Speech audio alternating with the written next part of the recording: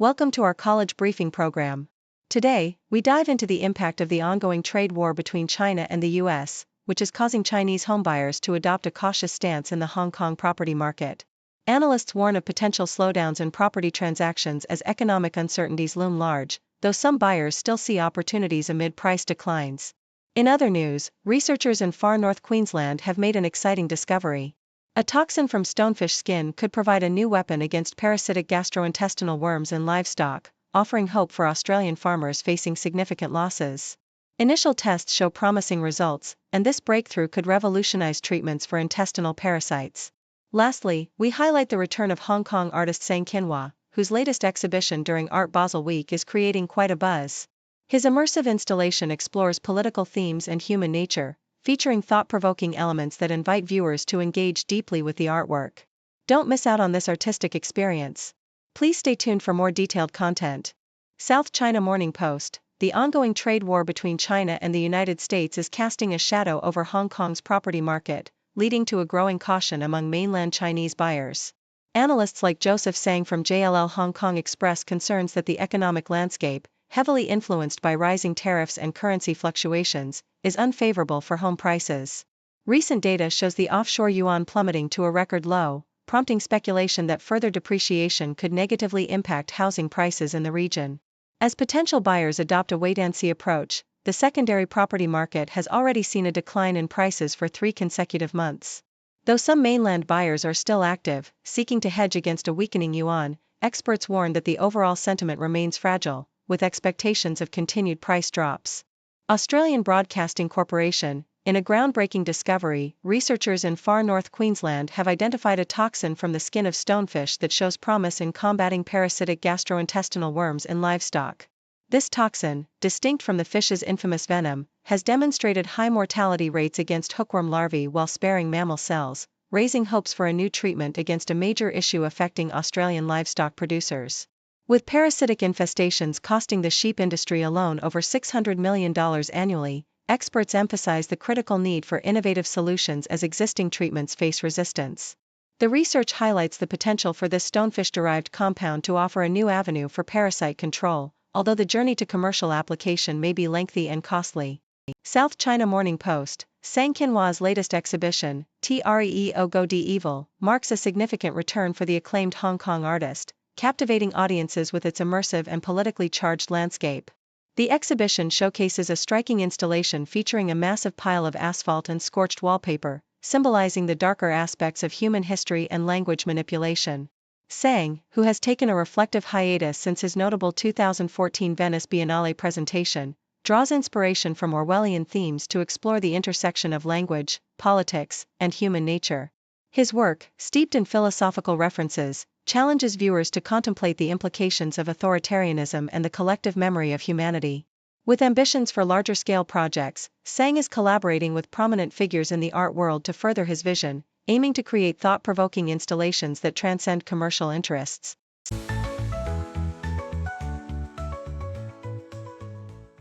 South China Morning Post reports the sudden death of Li Haiba, a prominent Chinese materials scientist, at the age of 41. Li, a professor at Ningxia University, was recognized for his groundbreaking work in nanomaterials, electrochemistry, and optoelectronic materials, ranking among the top 2% of global scientists according to a 2023 Stanford University list. His contributions to improving battery storage and seawater desalination were significant, and he held numerous patents. Tragically, Li's death has raised concerns about the intense workload faced by academics in China, as highlighted by the recent deaths of other researchers in their 40s and 50s, leading to discussions about the mental and physical toll on scientists in the country.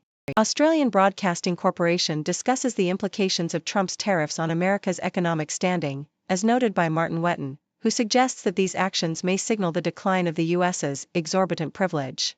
This term, coined in the 1960s, refers to the financial advantages the U.S. has enjoyed since World War II due to the dollar being the world's reserve currency.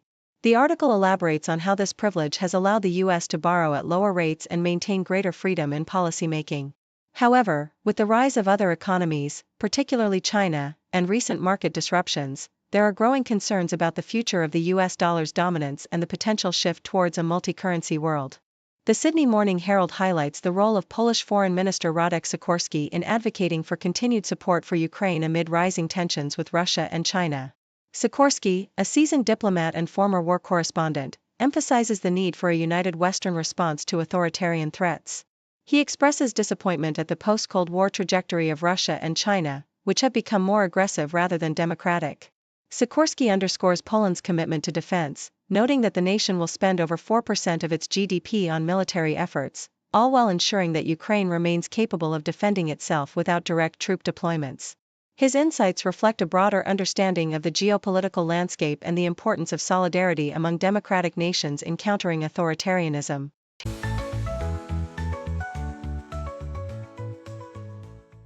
Yahoo US reports on the current initiatives of Wyoming's legislature's Joint Corporations, Elections, and Political Subdivisions Committee, highlighting that the focus this interim is primarily on election processes rather than affordable housing.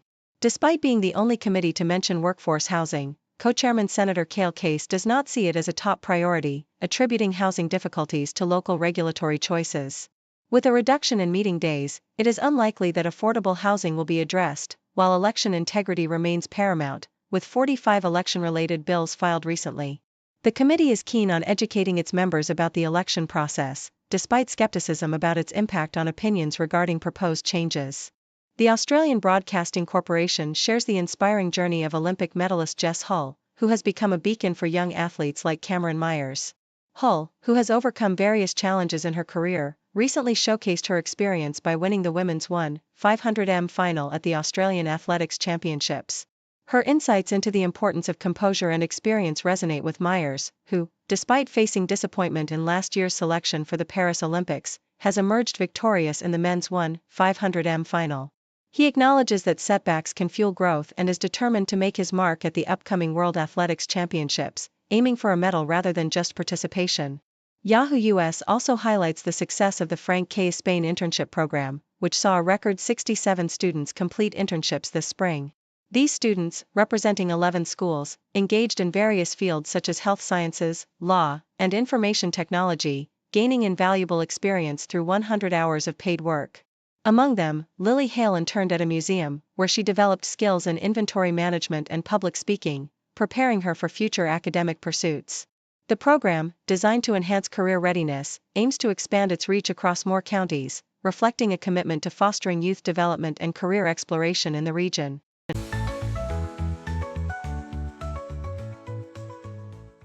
Australian Broadcasting Corporation, Scott Avery's journey into the world of disability began unexpectedly at the age of 13 when he learned he was profoundly deaf due to otosclerosis. Despite this diagnosis, he thrived in school and later pursued a career as an educator and advocate for disability rights, particularly for First Nations Australians. His inspiration comes from the ancient footprints of a one-legged man found in Lake Mungo, which symbolize resilience and the importance of inclusion. Dr. Scott's advocacy is rooted in his belief that true leadership in the disability sector requires excellence, and he emphasizes the need for strategic partnerships to foster change and avoid burnout among leaders. Yahoo US, in a groundbreaking development, scientists have introduced a camera capable of capturing images at an astonishing trillionth of a second, a feat that allows for the observation of dynamic disorder in materials at the atomic level. This new technology, known as Variable Shutter Atomic Pair Distribution Function, versus PDF, enables researchers to understand how atoms move and interact under various conditions, providing insights into materials like germanium telluride, which is essential for thermoelectric applications. By using neutrons instead of traditional photography techniques, the Versus PDF offers a clearer picture of atomic behavior, paving the way for advancements in energy materials and improving our understanding of complex materials.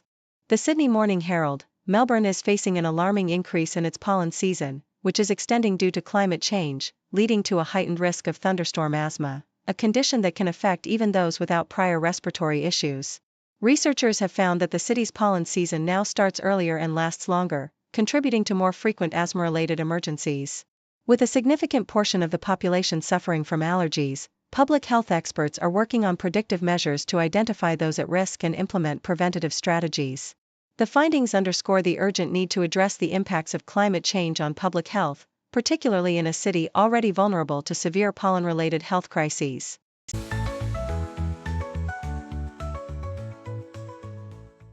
The Sydney Morning Herald reports on the transformative journey of Debney Meadows Primary School in Flemington, where the concept of education has expanded to include parents as active learners. Under the leadership of Principal Karina Carlton, the school has seen a remarkable increase in enrollments from 65 in 2022 to 118 in 2023, alongside improved attendance rates. This shift is largely attributed to a community hub that offers various courses for parents, enabling them to learn alongside their children. Courses range from cooking to digital literacy, fostering not only educational growth but also job opportunities for parents like Mulubran Worku, who has become an integral part of the school community. The initiative has significantly enhanced community engagement, with 94% of parents expressing positive feelings about their involvement and 97% of students feeling included, marking a stark contrast to the school's previous state of disconnection just a few years prior.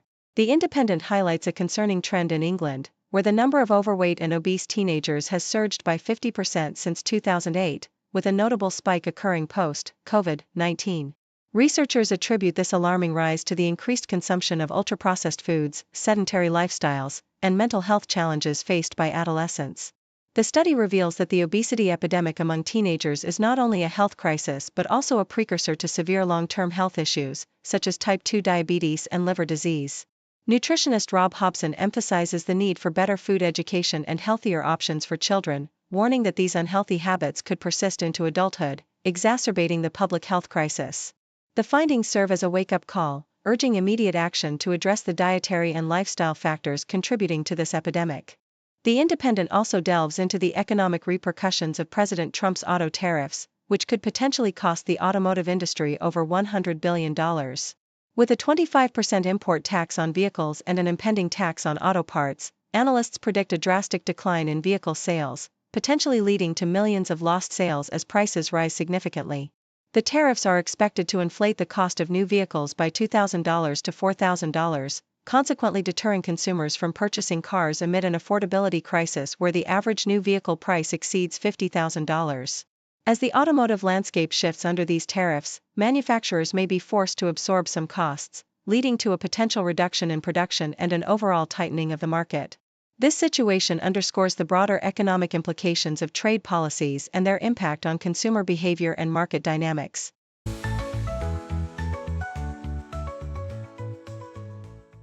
Thank you for tuning in. The content above showcases the latest briefing reports and analytical synopses, thoughtfully curated by the 6Do team. These insights stem from a wide array of reputable media outlets, think tanks, government sources, and specialized experts worldwide. We encourage you to explore these sources for a comprehensive perspective. Keep in mind that while the content may not always align with the official standpoint of 6Do Brief, it's not meant to be taken as absolute directives for decision-making. Comprising seasoned media professionals, learned scholars, and accomplished scientists, the 6Do team embodies a trailblazing, fully independent media entity. To customize 6Do Brief to meet your professional needs, you have the option to subscribe to a diverse array of briefings on our website, 6dobrief.com. Regardless of your location, you can conveniently receive 6Do Brief via email.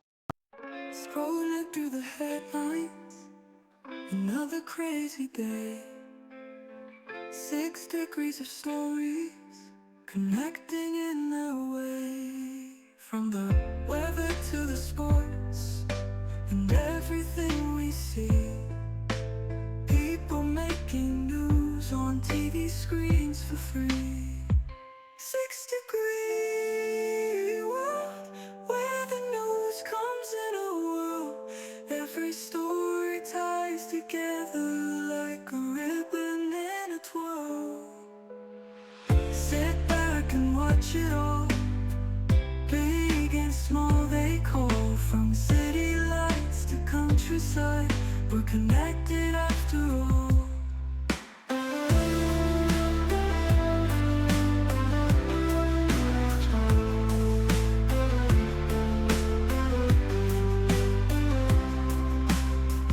A laugh, a cry, a sigh, news is flying high.